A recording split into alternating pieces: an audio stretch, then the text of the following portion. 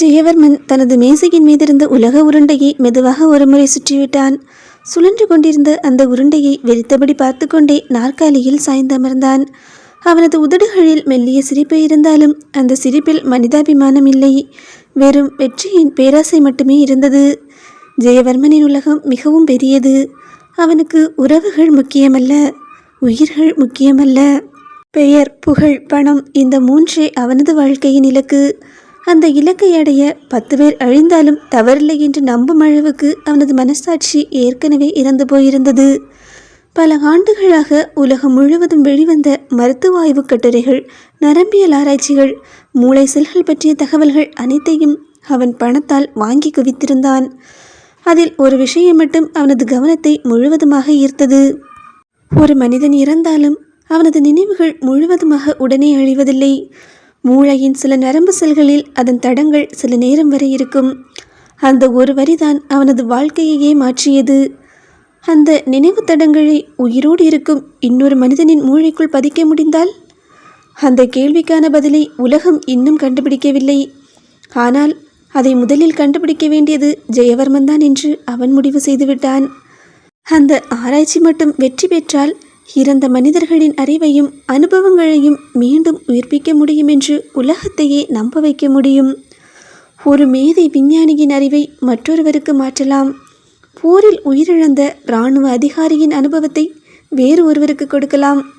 பல வருடங்கள் பயிற்சி பெற்ற அறுவை சிகிச்சை நிபுணரின் திறமையை இன்னொரு மருத்துவருக்குள் பதிக்கலாம் என்று கனவு கண்டான். அந்த கனவை வியாபாரமாக மாற்ற நினைத்தான். அந்த ஒரு கண்டுபிடிப்பு மட்டும் வெற்றி பெற்றுவிட்டால் உலகின் முதல் மெமரி டிரான்ஸ்ஃபர் டெக்னாலஜி அவனுடையதாகவே மாறிவிடும். அதன் பிறகு மருந்து நிறுவனங்கள், உலக அரசுகள், இராணுவ அமைப்புகள், ஏன் இரகசிய உளவுத்துறைகள் கூட கோடிக்கணக்கான பணம் கொடுத்து அவனது தொழில்நுட்பத்தை வாங்க வருவார்கள். பணம் மட்டுமல்ல, மருத்துவ உலகமே அவன் கைகளில் வந்து விழும். உலகின் மிகப்பெரிய மருத்துவ நிறுவனங்களையும் அதிகார அமைப்புகளையும் கூட தனது விரல்களில் ஆட்டிவிட முடியும் என்ற நம்பிக்கை அவனுக்குள் வேரூன்றி இருந்தது. ஆனால் அந்த இரகசிய ஆராய்ச்சிக்கு ஒரு தடையாக வந்தாள் டாக்டர் வானதி. சாதாரண சிகிச்சைக்காக வந்த சில நோயாளிகளின் உடலில் மருத்துவ ரீதியாக விளக்க முடியாத மாற்றங்களை அவள் கவனித்தாள்.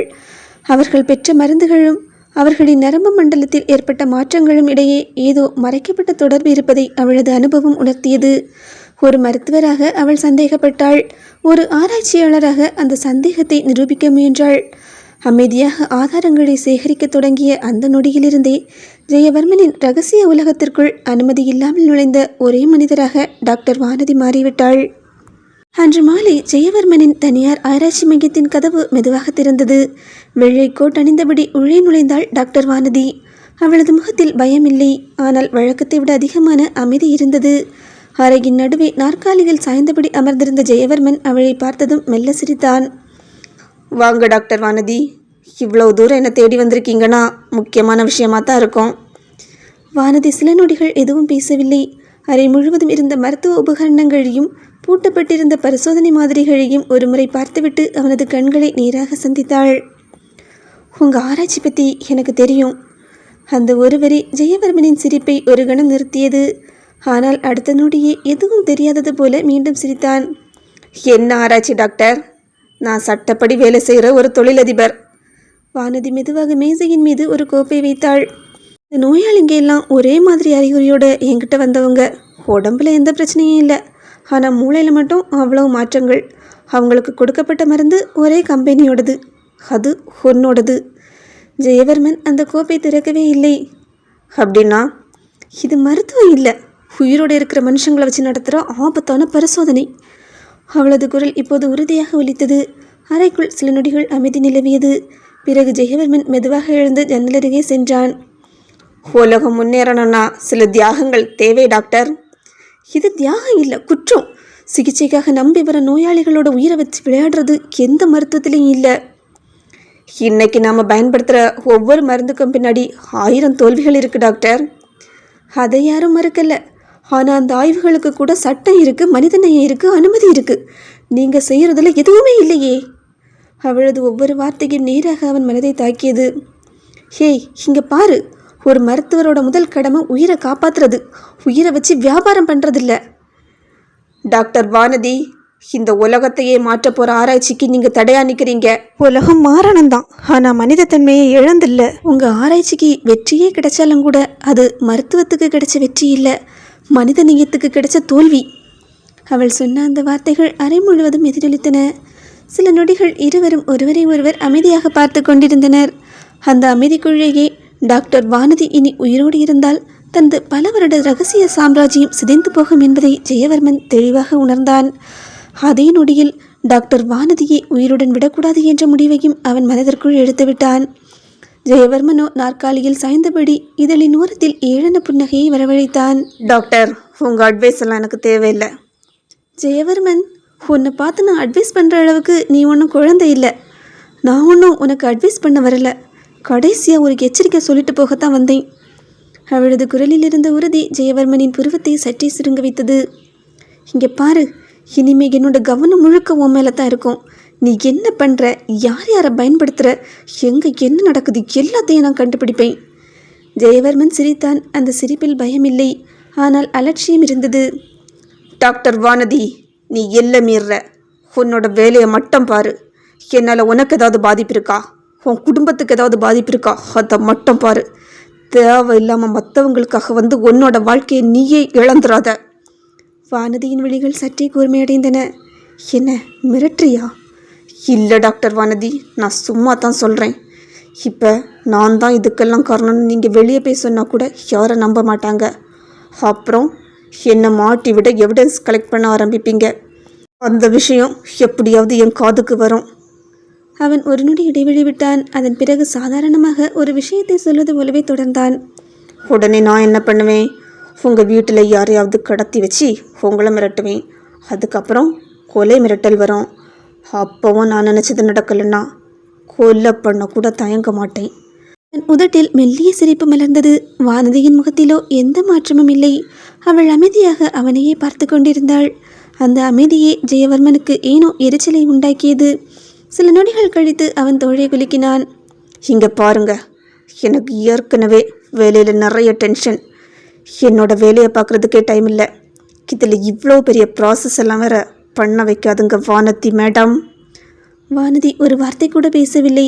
சுட்டெரிக்கும் பார்வையால் அவனை ஒரு முறை பார்த்துவிட்டு திரும்பி கதவை நோக்கி நடந்தாள். அவள் அங்கிருந்து வெளியேறியதும் ஜெயவர்மனின் முகத்திலிருந்த புன்னகை முழுவதுமாக மறைந்தது. உடனே தனது பிஏவை அழைத்தான். டேய், எழ ரத்தம் துடிக்குது, சீக்கிரமே அந்த துடிப்பை அடக்கணும், இல்லை நமக்கு தான் ஆபத்து. அரவிந்த் குளியலறைக்குள் நுழைந்தவுடன் கதவை மெதுவாக மூடிக்கொண்டான். ஷவரை திறந்து தண்ணீர் விழும் சத்தத்திற்குள் தனது கைபேசியை எடுத்தவனோ வேகமாக ராகவனின் எண்ணை அழைத்தான். அழைப்பு இணைந்ததும் மறுமுனையிலிருந்து ராகவனின் குரல் கேட்டது. சொல்லுடா அரவிந்த். அரவிந்த் ஒரு பெருமூச்சை விட்டுவிட்டு பேச ஆரம்பித்தான். டா, அந்த பொண்ணு வானதிக்கு பழசெல்லாம் ஞாபகம் வந்துடுச்சுன்னு நினைக்கிறேன். ஆனால் அவளுக்கு என்னையும் நல்லாவே ஞாபகம் இருக்குது. நாங்கள் 2 பேரும் பேசினதெல்லாம் கூட அவளுக்கு ஞாபகம் இருக்குது. இது எப்படிடா? அவன் குரலில் இருந்த குழப்பத்தை உணர்ந்த ராகவன் சிரித்து கொண்டான். டேய், நீ டாக்டர்டா, ஆக்டர் இல்லை, அதை முதல்ல மறந்துடாத என்று சிரித்தபடியே சொன்னான். ஒரு பொண்ணுக்கு பழைய ஞாபகம் வந்ததும் புதுசு மறக்கிறதெல்லாம் சினிமாவில் மட்டும்தான் நடக்கும். அதில் தான் ஒரு பொண்ணுக்கு பழைய ஞாபகம் வந்த உடனே புதுசாக நடந்ததெல்லாம் மொத்தமாக மறந்து போயிடுற மாதிரி காட்டுவாங்க. நிஜ வாழ்க்கையில் அப்படி நடக்காமல் இருக்கிறதுக்கு தான் நிறைய வாய்ப்பு இருக்குது. அரவிந்த் அமைதியாக கேட்டுக்கொண்டிருந்தான். ஒருத்தங்களுக்கு பழைய ஞாபகம் வர்றதுனால மட்டும் புதிய ஞாபகம் இல்லாமல் போகணும்னு எந்த அவசியமும் கிடையாது. பழைய நினைவுகளும் இருக்கலாம், அதுக்கப்புறம் நடந்த விஷயங்களும் அப்படியே ஞாபகத்தில் இருக்கலாம். 2 சேர்ந்து இருக்கிறதுல எந்த ஆச்சரியமும் இல்லை. அரவிந்த் சில நொடிகள் அமைதியாக இருந்தான். பிறகு மனதில் இருந்த இன்னொரு சந்தேகத்தையும் மெதுவாக கேட்டான். அப்படின்னா அவன் மயக்கத்தில் இருக்கும்போது நான் அவளை காப்பாற்றினது அது கூட அவளுக்கு ஞாபகம் இருக்குமாடா? அதை கேட்ட ராகவன் உடனே பதிலளித்தான். அஃப்கோர்ஸ் இருக்கலாம்.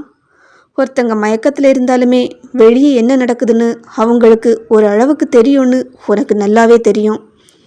நீயே ஒரு டாக்டர், இதை நான் உனக்கு எக்ஸ்பிளைன் பண்ணணும்னு அவசியமே இல்லை. சிறிது இடைவெளி விட்டவன் மீண்டும் தொடர்ந்தான். சில நேரம் கண்கள் மூடி இருக்கும், உடம்பு அசையாது, ஆனால் காதுகள் கேட்கும். மூளை சில குரல்களையும் சில உணர்வுகளையும் பதிவு பண்ணிக்கிட்டே தான் இருக்கும். அதனால் கண் திறந்த உடனே அவளை பாதுகாப்பாக உணர வச்ச ஒரே மனுஷன் நீதான்னு அவளோட மூளை நம்பி இருக்கும். அந்த நம்பிக்கையை அவளோட மூளை இன்னும் மறக்காமல் வச்சிருக்கலாம். அரவிந்தின் முகத்தில் இருந்த பதற்றம் கொஞ்சம் கொஞ்சமாக குறைந்தது. அப்படின்னா அவள் என்ன மறக்கலையா என்று மெதுவாக கேட்டான். ராகவன் சிரித்தான். அதைத்தாண்டா இவ்வளோ நேரமாக சொல்கிறேன். தேவையில்லாமல் யோசித்து உன்னையே குழப்பிக்காத. அழைப்பை முடித்த அரவிந்த் சில நொடிகள் அப்படியே அமைதியாக நின்றான். அப்படின்னா அவளுக்கு பழைய ஞாபகம் கன்ஃபார்மாக வந்துடுச்சு. ஆனாலும் என்ன மறக்கலை. குளியலறைக்குள் நின்றிருந்த அரவிந்த் ஷவரில் இருந்து விழுந்த தண்ணீரை உணர்ந்தபடியே மெதுவாக தலையை தேய்த்து கொண்டான். ராகவன் சொன்ன ஒவ்வொரு வார்த்தையும் அவனது மனதுக்குள் மீண்டும் மீண்டும் ஒலித்து கொண்டே இருந்தது. ஒரு ஆழ்ந்த பெருமூச்சை விட்டவனோ சுவரில் சாய்ந்தபடி கண்களை மூடிக்கொண்டான். அப்படின்னா நான் அவளை காப்பாற்றின நன்றி கடனுக்காகத்தான் என் கூட இவ்வளோ நெருக்கமாக பேசுகிறாளா என்று தனக்குத்தானே மெதுவாக கேட்டுக்கொண்டான். எவ்வளவு யோசித்தாலும் எந்த கேள்விக்கும் அவனால் பதில் கண்டுபிடிக்கவே முடியவில்லை. மெதுவாக 2 கைகளாலும் தலையை பிடித்து கொண்டவனோ கண்களை இறுக்கமாக மூடினான். கடவுளே, என்னால் எதையுமே புரிஞ்சிக்க முடியலையே என்று வலியோடு முணுமுணுத்தான். அவனது நினைவில் வானதி ரகு என்று அழுத அந்த நொடி மீண்டும் வந்து நின்றது. அந்த ரகு யாரு? அவ எதுக்காக அவன் பேர சொல்லி அழுதா? அவனுக்கும் இவளுக்கும் என்ன உறவு?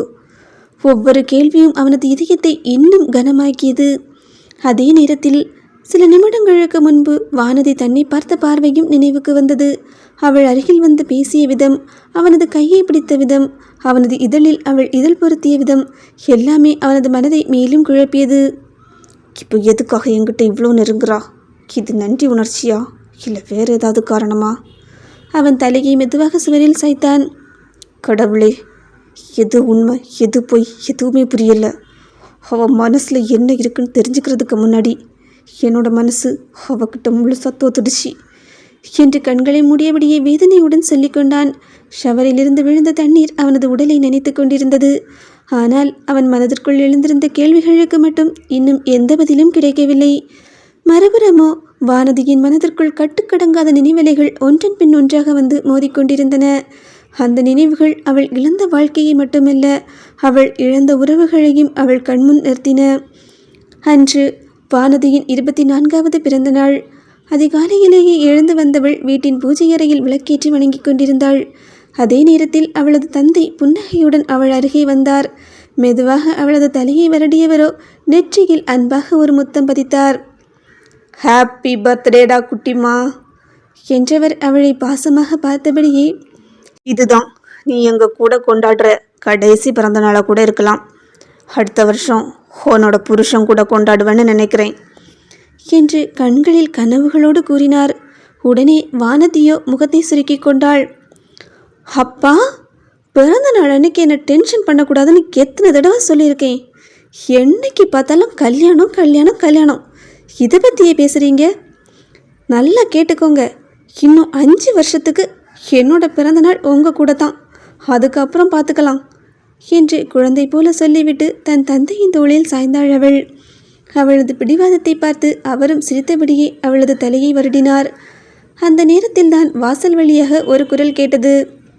ஹாப்பி பர்த்டே வானதி டியர் என்று உற்சாகமாக கத்திக்கொண்டே ரகு உள்ளே வந்தான்.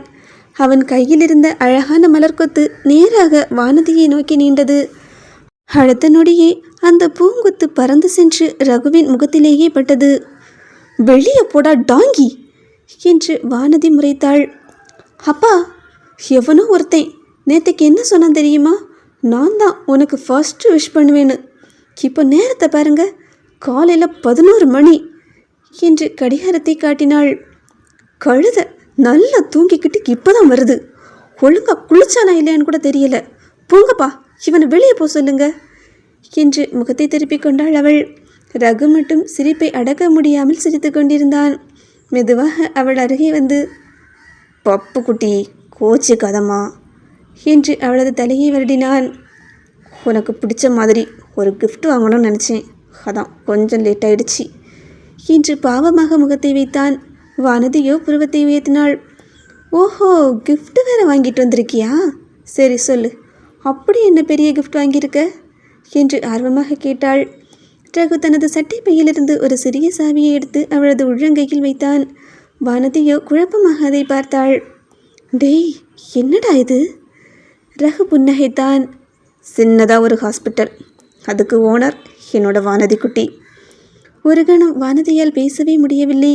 அவளது கண்கள் அதிர்ச்சியில் விரிந்தன. வானதியின் தந்தையோ சிரித்தபடியே ரகுவை பார்த்தார். என்னப்பா இது, எங்ககிட்ட இல்லாத வசதியா? அவள் படித்து முடித்ததும் நாங்கள் அவளுக்கு இதை விட பெரிய ஹாஸ்பிட்டல் கட்டி கொடுப்போமே. அது எனக்கும் தெரியும் அங்கிள். ஆனால் அவள் எவ்வளோ பெரிய ஹாஸ்பிட்டலோட ஓனராக இருந்தாலும் அவள் வேலை பார்க்குற முதல் ஹாஸ்பிட்டல் நான் அவளுக்கு கொடுத்ததாக இருக்கணும்னு நான் ஆசைப்படுறேன் என்று மெதுவாக சொன்னான். அவன் வானதியை பார்த்தான். ஏன்னா வானதி எனக்கு ஒரு ஃப்ரெண்ட் மட்டும் இல்லை, யாருமே இல்லாத எனக்கு எல்லாமே அவள் தான். எனக்கு உறவுன்னு சொல்லிக்க ஒரு தங்கச்சி, என்னை அரவணைக்க ஒரு அம்மா, எனக்கு ஆறுதல் சொல்ல ஒரு அக்கா, இப்படி எல்லா உறவுமாக இருந்தது வானதி மட்டும்தான் என்று சொல்லும்போதே அவனது கண்களும் கலங்கின. அங்கிள், எனக்கு கல்யாணமே ஆனாலும் என்னோட தங்கச்சி முறை வானதிக்கு தான். அதே மாதிரி வானதிக்கு கல்யாணம்னா அங்கே அண்ணனா நான் தான் முன்னாடி நிற்பேன்.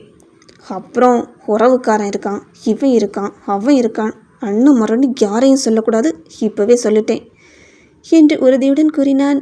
அந்த வார்த்தைகளை கேட்ட வானதியின் கண்கள் அந்த நொடியில் நனைந்தன. மெதுவாக அவன் அருகே வந்தவளோ 2 கைகளாலும் ரகுவின் கைகளை பற்றி கொண்டாள். டே ரகு, நான் எப்போவுமே உன் கூட தாண்டா இருப்பேன். நீ இல்லாமல் ஒரு வாழ்க்கையாடா? நீ என் கூட இல்லைன்னா அப்புறம் எனக்கு தினமும் சண்டை போட ஆள் வேண்டாமா? போர் அடிக்காதா என்று கேட்டாள். ரகு சிரித்தபடி அவளது தலையில் மெதுவாக கொட்டினான். அட பாவி, அப்போ உனக்கு சண்டை போடத்தான் நான் தேவையா என்று கேட்டான். அந்த நேரத்தில் அந்த வீட்டில் சிரிப்பும் இருந்தது, அன்பும் இருந்தது, கண்களில் வழியும் கண்ணீரும் இருந்தது. ஆனால் அந்த நாள் அவர்கள் யாருமே அறிந்திருக்கவில்லை. இப்படி சிரித்து கொண்டிருந்த அந்த பிறந்த நாள் அவர்களெல்லாம் ஒன்றாக கொண்டாடும் கடைசி பிறந்த நாளாக மாறப்போகிறது என்பதை. அந்த நேரத்தில் வானதியின் அம்மா சமையலறைக்குள்ளிருந்து புன்னகையுடன் வெளியே வந்தார். அம்மா, சாப்பாடு ரெடியா என்று ஆர்வமாக கேட்டாள் வானதி. அவளது அம்மா சிரித்தபடியே, சாப்பாடெல்லாம் ரெடி தான், ஆனால் நான் எதுவும் சமைக்கலப்பா. உன் ஃப்ரெண்டு ரகு தான் ஆண்டி இன்னைக்கு வானதியோட பிறந்த நாள், அவளுக்கு நான் சமைச்சு தரேன்னு சொல்லிக்கிட்டு எல்லாத்தையும் அவனே சமைச்சு கொண்டு வந்திருக்கான் என்றார் அவர். அதை கேட்டு அடுத்த நொடியே வானதி ஆச்சரியத்தில் வாய்மேல் கை வைத்தாள். டேய், நீயாடா சமைச்ச என்று விழிகளை விரித்தபடி கேட்டாள். ரகு குறும்பாக தோளை உயர்த்தியபடி சிரித்தான். ஆமாம் மேடம், நான் தான். வானதி அவனை மேலிருந்து கீழ்வரை ஒரு முறை பார்த்துவிட்டு, நம்பி சாப்பிடலாமா என்று சந்தேகமாக கேட்டாள். அதை கேட்டதும் அங்கிருந்த அனைவரும் சிரித்தார்கள். ரகு சிரிப்பை அடக்கி கொண்டு, சாப்பிடலாம், ஒன்றாகாது, அதிகபட்சம் இன்னொரு தடவை சாப்பிடணும்னு தோணும். அடப்பாவி, உன்னை பார்த்தா டீ கூட ஒழுங்காக போட தெரியாத மாதிரி இருக்க, நீ சமைச்சியா? முதல்ல சாப்பிட்டு பாரு, அப்புறம் என்ன வேணாலும் சொல்லு என்று நம்பிக்கையுடன் கூறினான். அனைவரும் ஒன்றாக உணவு மேசையை சுற்றி அமர்ந்தார்கள். வானதியின் அப்பா சிரித்தபடியே, இன்னைக்கு நம்ம வீட்டில் பர்த்டே செலிப்ரேஷனா இல்லை ரகுவோட சமையல் திறமைக்கு பாராட்டு விழாவா என்று கேட்டுக்கொண்டே சாப்பிட தொடங்கினார். ஒவ்வொருவரும் ஒருவருக்கொருவர் அன்பை பரிமாறிக்கொண்டார்கள். அப்படியே 2 மாதங்கள் அமைதியாக கடந்திருந்தன. அந்த 2 மாதங்களிலும் வானதியின் வீட்டில் சிரிப்புக்கு பஞ்சமே இல்லை. மருத்துவமனை வேலை, அம்மாவின் அன்பு, அப்பாவின் அக்கறை, ரகுவின் குறும்பு என்று ஒவ்வொரு நாளும் மகிழ்ச்சியாகவே நகர்ந்து கொண்டிருந்தது. ஆனால் ஒரு மாலை நேரம் வழக்கம் போல சிரித்தபடி வீட்டிற்குள் நுழைய வேண்டிய ரகு தலையை குனிந்தபடி மெதுவாக உள்ளே வந்தான். அவனது முகத்தை பார்த்த வானதி ஏதோ சரியில்லை என்பதை உணர்ந்தாள். டேய், என்னடா ஆச்சு? ரகு ஒரு பெருமூச்சு விட்டான். பப்புமா, எனக்கு பாம்பேயில் வேலை கிடச்சிருக்கு. ஒரு நொடி வானதி அமைதியாக நின்றாள். அடுத்த நொடியே அவளது முகம் மலர்ந்தது. டேய், சூப்பர்டா, இது ரொம்ப பெரிய விஷயம், கங்க்ராட்ஸ். அவளது சந்தோஷத்தை பார்த்ததும் ரகுவின் முகத்தில் மட்டும் சிரிப்பு வரவில்லை. அவன் மெதுவாக அவளை பார்த்தான். போடா, காலேஜ் ஃபஸ்ட் இயர்லேருந்தே நான் உன் கூட தானே இருக்கேன், ஒரு நாள் கூட உன்னை பிரிஞ்சு இருந்ததே இல்லை, இனிமே எப்படி? அந்த குரலில் இருந்த வருத்தம் வானதியின் இதயத்தையே தொட்டது. அவள் மெதுவாக அவனது தோளில் கை வைத்தாள். ரகு, முதல்ல நீ போய் வேலையில் ஜாயின் பண்ணு, அப்புறம் அப்பா கிட்ட பேசி நம்ம ஊர்லேயே ஏதாவது பிரான்ச்சுக்கு ட்ரான்ஸ்ஃபர் வாங்க முடியுமான்னு பார்ப்போம். தேவையில்லாமல் ஏதாவது யோசித்து பயப்படாத. உனக்கு பயமாக இருந்தால் என்னோட கையை இறுக்கமாக பிடிச்சிக்கோ. உனக்கு துணையா எப்பவும் நான் உன் கூடவே இருப்பேன். அவளது வார்த்தைகளில் இருந்த நம்பிக்கை ரகுவின் மனதையும் கொஞ்சம் அமைதிப்படுத்தியது. அதன் பிறகு ரகு பாம்பேக்கு சென்று வேலையில் சேர்ந்தான். நாட்கள் வேகமாக ஓடின. அன்று காலை வானதியின் வீட்டில் வாசலில் ஒரு கார் வந்து நின்றது. அதை பார்த்தவுடன் வீட்டிலிருந்த அனைவரும் வெளியே வந்தனர். காரிலிருந்து இறங்கிய ரகுவை பார்த்ததும் வானதி மகிழ்ச்சியோடு ஓடினாள். டே, வந்துச்சியாடா என்று சொல்லிக்கொண்டே அவன் அருகே வந்தவளோ அடுத்த நொடி அப்படியே நின்றுவிட்டாள். ஏனென்றால் ரகுவின் அருகில் ஒரு இளம்பெண் வெட்கத்தோடு நின்று கொண்டிருந்தாள். வானதியோ புருவத்தை சுருக்கி ரகுவை பார்த்தாள். ரகுவோ தலையை சுரிந்தபடி சிரித்தான். பப்புமா, இவளை நான் லவ் பண்ணுறேன். அந்த ஒரு வாக்கியம் வானதியின் முகத்தில் பேரதிர்ச்சியை வரவழைத்தது. அடுத்த நொடியே அவள் அவனது தலையில் லேசாக ஒரு கொட்டு வைத்தாள். டே புருக்கி, இவ்வளவு நாள் ஃபோனில் பேசினல்ல, டெய்லி பேசினல்ல, ஒரு வார்த்தையாவது இதை பற்றி சொல்லியிருக்கியா? இப்படி திடுதிடுப்புன்னு பொண்ணு கூட்டிகிட்டு வந்து நிற்கிற. வெளியிடத்துக்கு வேலை பார்க்க போயிட்டு இப்படியாடா பண்ணுவேன்? ஏதாவது பிரச்சனை ஆகியிருந்தால் என்னடா பண்ணியிருப்ப? ரகு சிரித்தபடியே 2 கைகளையும் தூக்கினான். ஆமாம்மா, அவங்க இந்த பொண்ணு என்னை லவ் பண்ணுறது அவங்க அப்பாவுக்கு தெரிஞ்சிடுச்சு. வீட்டில் பெரிய பிரச்சனை ஆயிடுச்சு. அதான் வேறு வழி இல்லாமல் இங்கேயே கூட்டிகிட்டு வந்துட்டேன். அட பாவி, உன்னை நம்பி வேலைக்கு அனுப்புனா நீ லவ் பண்ணி பொண்ணு இழுத்துட்டு வந்திருக்கடா. அந்த நேரத்தில் வானதியின் அப்பா மெதுவாக முன்னே வந்தார். விடுமா அவனை, அவனுக்குன்னு யார் இருக்கா? நம்ம தானே அவனோட நல்லது கெட்டது எல்லாத்துலேயும் கூட இருக்கணும். அவனுக்கும் ஒரு வாழ்க்கை வேணும்ல.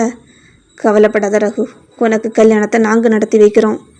இந்த வார்த்தையை கேட்ட ரகுவின் கண்கள் கலங்கின. அங்கிள் என்று அவன் ஏதோ சொல்ல வர வானதியின் அப்பா அவனது தோளை தட்டினார். நீ எங்களுக்கு பையன் மாதிரி. உன் கல்யாணம் எங்கள் வீட்டு கல்யாணம், இனி வேற பேச்சே இல்லை. ரகுவால் எதுவும் பேச முடியவில்லை. அவன் அமைதியாக அவருடைய கைகளை பிடித்து கொண்டான். அதன் பிறகு திருமண வேலைகள் விமரிசையாக ஆரம்பமானது. வீடு முழுவதும் மகிழ்ச்சி. ஒவ்வொரு நாளும் பண்டிகை போல கழிந்தது. ஆனால் அந்த மகிழ்ச்சியின் நடுவே யாரும் எதிர்பார்க்காத ஒரு புயல் அமைதியாக நெருங்கிக் கொண்டிருந்தது. அந்த நேரத்தில்தான் ஜெயவர்மனின் ரகசிய சதித்திட்டம் குறித்து வானதிக்கு தெரிய வந்தது. அவனை நேரில் சந்தித்து எச்சரிக்க வேண்டும் என்ற முடிவோடு அவனை தேடி கிளம்பியவள் அவனை எச்சரித்துவிட்டு தனக்கான ஆபத்தையும் விலை கொடுத்து வாங்கிவிட்டு வந்துவிட்டாள். ரகுவின் திருமண நாள் நெருங்க நெருங்க வீடு முழுவதும் திருமண கொண்டாட்டத்தின் சத்தம் நிறைந்திருந்தது. எல்லாரும் மகிழ்ச்சியாக ஓடிக்கொண்டிருந்தார்கள். ஆனால் அந்த மகிழ்ச்சியின் நடுவே வானதி மட்டும் அமைதியாக இருந்தாள். எப்போதும் சிரித்து கொண்டிருக்கும் அவளது முகத்தில் கடந்த சில நாட்களாக ஒரு கவலை படர்ந்திருந்தது. அதை ரகுவும் கவனிக்காமல் இல்லை. மாலை நேரத்தில் வீட்டின் பின்புற தோட்டத்தில் தனியாக நின்றிருந்த வானதியின் அருகே அவன் மெதுவாக வந்தான். பப்புமா. அவள் திரும்பி பார்த்தாள். ரகு அவளது முகத்தை உற்று பார்த்தபடியே மெதுவாக கேட்டான். உனக்கு என்னாச்சு? நீ ஏதோ சரியில்லை, எதையோ மனசுக்குள்ளே வச்சுக்கிட்டு கஷ்டப்படுற. என்ன பிரச்சனைன்னு சொல்லு. அந்த கேள்வியை கேட்டதும் வானதி சில நொடிகள் அமைதியாக நின்றாள். பிறகு ஒரு ஆழ்ந்த பெருமூச்சு விட்டாள். ரகு, பிஸ்னஸ்மேன் ஜெயவர்மன் பெரிய தப்பு பண்ணுறான். 20 பேரை கடத்தி வச்சுருக்கான். அவங்க மேலே சட்டத்துக்கு எதிரான ரிசர்ச் பண்ணுறான். அதை நிரூபிக்க தேவையான எவிடன்ஸ் எல்லாத்தையும் கலெக்ட் பண்ணணும். அந்த 20 பேரையும் காப்பாற்றி மதுரைக்கு கூட்டிகிட்டு போனோம். ஒவ்வொரு வார்த்தையும் சொல்லும்போது அவளது குரல் இன்னும் கனத்து கொண்டே போனது. என்னோட க்ளோஸ் ஃப்ரெண்ட் மூலமாக எல்லா ஆதாரங்களையும் வெளியே கொண்டு வர ஏற்பாடு பண்ணியிருக்கேன். ஆனால் என்னால் முடியல ரகு. ஒரு டாக்டராக நான் தோத்துட்டேன்டா. என் கண்ணு முன்னாடி பலியாக போகிற 20 உயிரை காப்பாற்ற முடியாமல், காப்பாற்றுற வழி இருந்தும் அதை செய்ய முடியாமல் ஒரு டாக்டராக நான் தோத்துட்டேன்டா. அவள் பேசிக்கொண்டே அழ ஆரம்பித்தாள். அடுத்த நொடியே ரகு எந்த வார்த்தையும் பேசாமல் அவளது 2 கைகளையும் இறுக்கமாக பற்றி கொண்டான். அவனது பார்வையில் இருந்த உறுதியை பார்த்து வானதி மெதுவாக நிமிர்ந்தாள். உன்னை தோக்க விடுறதுக்காடா நான் இருக்கேன். என்னோட வானதி எப்போவுமே தோக்க மாட்டா. உனக்கு பயமாக இருந்தா என்னோட கையை பிடிச்சிக்க. அந்த ஒரு வாக்கியம் வானதியின் கண்களில் தேங்கியிருந்த கண்ணீரை உடைத்து விட்டது. அவள் கண்ணீருடன் அவனை பார்த்தாள். எப்படிடா, நாளைக்கு உனக்கு கல்யாணம், அதுக்குள்ளே எப்படி இதெல்லாம் பண்ண முடியும் என்று நடுங்கிய குரலில் கேட்டாள். ரகு சிரித்தான். அந்த சிரிப்பில் துளி அளவு கூட பதற்றமில்லை. அதை பற்றி நீ ஏன் கவலைப்படுற? கல்யாணத்தில் தாலி கட்டுற நேரத்துக்கு நான் கரெக்டாக அங்கே இருப்பேன். அதுக்குள்ளே எல்லாத்தையுமே உனக்கு நான் முடிச்சு தருவேன் என்று உறுதியாக சொல்லிவிட்டு அவளது கைகளை மெதுவாக விடுவித்தான். இன்னும் ஏதோ சொல்ல வந்த வானதியை சிரித்தபடியே தலையசைத்து நிறுத்தியவன், பப்புமா, என்னை நம்பு என்று ஒரு வார்த்தை மட்டும் சொல்லிவிட்டு அங்கிருந்து நடந்து சென்றான். அவன் சென்று கொண்டிருந்த திசையை பார்த்தபடி நின்ற வானதியின் மனதில் மட்டும் சொல்ல முடியாத ஒரு பயம் மெதுவாக வேரூன்ற தொடங்கியது. எப்படியோ தந்திரமாக ஜெயவர்மனின் பிடியிலிருந்து 20 பேரை மீட்டு மதுரைக்கு பாதுகாப்பாக அழைத்து செல்லும் வழியில்தான் அந்த அசம்பாவிதம் நடந்தது. அன்றைய நாள் ரகுவின் திருமணம். மண்டபம் முழுவதும் உறவினர்களின் சிரிப்பாலும் நாதஸ்வர ஒலியாலும் நிறைந்திருந்தது. எல்லோரும் திருமண வேலைகளில் பரபரப்பாக ஓடிக்கொண்டிருந்தார்கள். ஆனால் வானதி மட்டும் ஏதோ நடக்கப் போகின்றது என்ற உள்ளுணர்வோடு பதற்றமாகவே நின்றிருந்தாள். அந்த நேரத்தில் அவளது கைபேசி சினுங்கியது. திரையில் தெரியாத எண். ஒரு நொடி தயங்கியவளோ அழைப்பை ஏற்றாள். அடுத்த நொடியே மறுமுனையில் பயங்கரமான சிரிப்பு சத்தம் மட்டும் கேட்டது. அந்த சிரிப்பை கேட்டவுடனேயே வானதியின் இதயம் வேகமாக துடிக்க ஆரம்பித்தது. என்னம்மா கண்ணு, படித்த பொண்ணுன்னு பார்த்தா இப்படி முட்டாளாக இருக்கியே. மணவரையில் இருக்க வேண்டியவனை இப்படி பணவரைக்கு அனுப்பிட்டியேம்மா. அந்த வார்த்தைகளை கேட்ட நொடியில் டேய் என்று வானதி கதறினாள். ஆனால் அவளது கதறல் அவனது கொடூரமான சிரிப்புக்கு முன்னால் தோற்றுப்போனது. என்னம்மா, இன்னும் மண்டபத்தில் தான் இருக்கியா? சொந்தக்காரங்க எல்லாரும் வந்திருக்காங்களோ? சரி, உங்கள் அம்மா அங்கே இருக்காங்களான்னு ஒரு தடவை தேடிப்பாரு. வானதி பதற்றமாக சுற்றிலும் பார்வையை ஓட்டினாள். அம்மா என்று பலமுறை அழைத்தாள். ஆனால் அவளது அம்மா அங்கே இல்லை. அந்த ஒரு நொடியிலேயே அவளது உடல் நடுங்க ஆரம்பித்தது. டேய் வேணாம், நீ தப்பு மேலே தப்பு பண்ணுற என்று நடுங்கிய குரலில் சொன்னாள். ஜெயவர்மன் சிரித்தான். இங்கே பாரு, நான் அன்னைக்கே சொன்னேன் இதோட விட்டுடுன்னு. ஆனால் நீ ஹால் அனுப்பி உள்ளே வந்து என் ரிசர்ச் பேப்பர் எல்லாத்தையும் எடுத்துட்ட. 20 பேரையும் தூக்கிட்ட. அப்புறமா நான் ஒன்று சும்மா விடணுமா? அவனது குரல் மெதுவாக கொடூரமாக மாறியது. இனிமே நீ உயிரோடு இருக்கிற ஒவ்வொரு நிமிஷமும் எனக்கு ஆபத்து. அந்த 20 பேரையும் எப்படி திருப்பி என்னோட இடத்துக்கு கொண்டு வரணும்னு எனக்கு நல்லாவே தெரியும். உனக்கு உன் அம்மா உயிரோட வேணும்னா சீக்கிரமாக என் இடத்துக்கு வா. நீ வர லேட் பண்ணுற ஒவ்வொரு 5 நிமிஷத்துக்கும் மண்டபத்தில் இருந்து ஒவ்வொருத்தரோட உயிர் போகும். வீடியோ கால் வாடி. அடுத்த நொடியே வீடியோ அழைப்பு வந்தது. வானதி நடுங்கும் விரல்களால் அதை ஏற்றாள். திரையில் அவள் நின்றிருந்த அதே திருமண மண்டபம் தெரிந்தது. மண்டபத்தின் ஒவ்வொரு மூலையையும் யாரோ கண்காணித்துக் கொண்டிருப்பது தெளிவாக புரிந்தது. அந்த காட்சியை பார்த்தவளுக்கு இனி ஒரு நொடி கூட தாமதிக்கக்கூடாது என்பது மட்டும் புரிந்தது. வேகமாக காரின் சாவியை எடுத்துக்கொண்டு வெளியே ஓடினாள். அவள் அவசரமாக வெளியேறுவதை பார்த்த வானதியின் அப்பா பதற்றமாக அவளை பின்தொடர்ந்தார். வானதி, எங்கம்மா போற? அப்பா அப்பா நான் வெளியே போயிட்டு வரேன் என்று மட்டும் சொல்லிவிட்டு நகர முயன்றாள். ஆனால் அவரால் அவளை தனியாக அனுப்ப மனம் வரவில்லை. இல்லைம்மா, நானும் வரேன். அப்பா வேணாம் ப்ளீஸ் என்று வானதி தடுத்தும் அவர் கேட்கவே இல்லை. பிடிவாதமாக அவளுடன் காரில் ஏறி அமர்ந்தார். கார் வேகமாக சாலையில் பறந்தது. ஒவ்வொரு நிமிடமும் வானதியின் இதய துடிப்பு அதிகரித்து கொண்டே இருந்தது. அதே நேரத்தில் வீடியோ அழைப்பில் மண்டபத்தில் இருந்த ஒரு உறவினர் திடீரென்று கீழே சரிந்து விழுந்தார். அவரை சுற்றி நின்றிருந்தவர்கள் பதறி ஓடினார்கள். அந்த காட்சியை தன் கண்களால் பார்த்த வானதி வேண்டாம் என்று கதறி எழுதாள். ஆனால் அவளது கண்ணீருக்கும் அவளது கதறலுக்கும் அந்த கொடூரமான விளையாட்டை நடத்தி கொண்டிருந்த ஜெயவர்மனின் மனதில் துளி அளவு கூட இரக்கமில்லை. டேய் டேய் எங்கடா இருக்க, சொல்லுடா. வானதி கண்ணீர் மல்க கதறினாள். மறுமுனையிலோ ஜெயவர்மன் சிரித்தான். சிங்கவரம், பழைய குடோன் என்று மட்டும் சொல்லிவிட்டு அழைப்பை துண்டித்தான். அடுத்த நொடியே வானதி காரை மின்னல் வேகத்தில் அந்த குடோனை நோக்கி செலுத்தினாள். கார் நின்றதும் கதவை திறந்தவிழ ஓடிக்கொண்டே உள்ளே நுழைந்தாள். அம்மா அம்மா எங்கே இருக்கீங்க? என்னோட அம்மா எங்கடா? உன்னை நான் சும்மாவே விடமாட்டேன் என்று கதறிக்கொண்டே ஒவ்வொரு மூலையாக தேடினாள். அப்போது அங்கே நின்றிருந்த ஒருவன் எந்த வார்த்தையும் பேசாமல் ஒரு உணவு பொட்டலத்தை அவளது கையில் திணித்தான். அதேபோல் மற்றொரு பொட்டலம் அவளது தந்தையின் கைகளிலும் வைக்கப்பட்டது. அதே நேரத்தில் ஜெயவர்மன் வீடியோ அழைப்பை இணைத்தான். திரையில் வானதியின் அம்மா கயிற்றால் கட்டப்பட்ட நிலையில் அமர்ந்திருந்தார். அவரது கண்களில் பயம் மட்டுமே இருந்தது. ஜெயவர்மனோ கேமராவை அவளை நோக்கி திருப்பியபடியே சிரித்தான். உன்னோட அம்மா உயிரோட வேணனா 5 நிமிஷத்துக்குள்ள இந்த சாப்பாடை சாப்பிட்டுட்டு வா. வானதி தலையசித்தாள். எனக்கு சாப்பாடெல்லாம் வேணாம், என்னோட அம்மாவை பார்க்கணும். ஜெயவர்மனின் சிரிப்போ இன்னும் பெரிதானது. ஏய், இது பாசத்தில் தர சாப்பாடு இல்லை, இதில் விஷம் வச்சிருக்கேன். நீயா சாப்பிட்டா உயிர் பிரியறதுக்கு முன்னாடி உன்னோட அம்மாவை பார்க்கலாம், இல்லைன்னா என்று சொல்லாமலேயே சிரித்தான். ஒரு நொடி கூட வானதி யோசிக்கவில்லை. உணவு பொட்டலத்தை பிரித்து அவசர அவசரமாக அதை வாயில் திணித்தாள். அவள் அருகே நின்றிருந்த அவளது தந்தையும் ஒரு வார்த்தை கூட பேசாமல் அதே உணவை சாப்பிட்டார். உணவு முடிந்த அடுத்த நொடியே ஜெயவர்மன் மீண்டும் சிரித்தான். இந்த முறை வீடியோ அழைப்பில் வானதியின் அம்மா மட்டும் தெரிந்தார். அவரது கைகளிலும் அதே மாதிரி ஒரு உணவு பொட்டலம் இருந்தது. உங்களோட பொண்ணும் புருஷனும் உயிரோட வேணும்னா இதை சாப்பிடுங்க என்று அவனது குரல் மட்டும் கேட்டது. அம்மா, அம்மா சாப்பிடாதுங்க, அம்மா வேணாம் ப்ளீஸ். வானதி கதறினாள், கத்தினாள், அழுதாள், கெஞ்சினாள். ஆனால் அந்த கதறல் அவளது அம்மாவின் காதுகளுக்கு சென்று சேரவே இல்லை. கண்களில் கண்ணீருடன் தன் மகளை காப்பாற்ற வேண்டும் என்ற ஒரே எண்ணத்தில் அவரும் அந்த உணவை வாயில் போட்டார். அந்த காட்சியை பார்த்த வானதியோ உடைந்து போனாள். அம்மா, அம்மா என்று அலறியபடியே குடோனை விட்டு வேக வேகமாக வெளியே ஓடினாள். காரை நோக்கி ஓடியவழின் அருகே அவளது தந்தை திடீரென்று நெஞ்சை பிடித்து கொண்டு தடுமாறினார். அப்பா, அப்பா என்று பதறியவளோ அவரை தாங்கி பிடித்தாள். ஒன்னல்லம்மா என்று சொல்ல முயன்றவரின் குரலே நடுங்கியது. இல்லை இல்லை, நான் உங்களை காப்பாற்றுறேன், உங்களை நான் காப்பாற்றுவேன் என்று அழுதபடியே அவரை காரில் ஏற்றினாள்.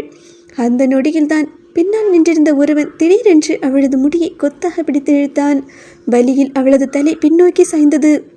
டேய், உள்ள விஷம் போனாலும் இவ்வளோ தெம்பா ஓடுதே என்று கொடூரமாக சிரித்தவனோ அடுத்த நொடியே அவளது உள்ளங்கையில் ஒரு கொடிய விஷம் நிரப்பப்பட்ட ஊசியை ஆழமாக செலுத்தினான்.